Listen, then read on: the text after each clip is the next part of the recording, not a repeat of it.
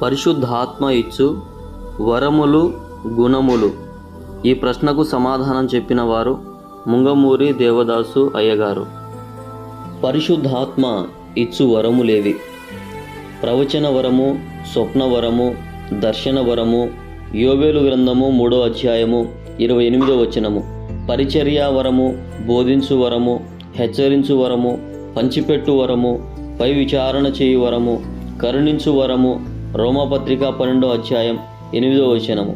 జ్ఞానవాక్యము చెప్పు వరము, బుద్ధివాక్యము చెప్పు వరము, విశ్వాస వరము, స్వస్థపరచు వరము, అద్భుతములు చేయు వరము, ఆత్మ వివేచన వరము, నానా భాషల వరము, భాషార్థము చెప్పు వరము, పరలోక భాషలు మాట్లాడు వరము. 1 కొరింథీ పత్రిక 12వ అధ్యాయం 8 నుండి 10 వచనాలు. పరిశుద్ధాత్మ వల్ల ఏ మంచి గుణములు అబ్బును?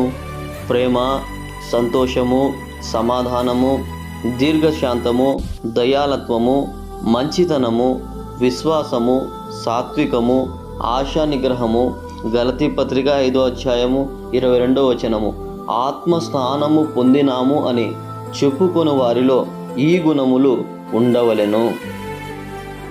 ఈ వీడియో అనేక మందికి చేరడానికి లైక్ చేయండి.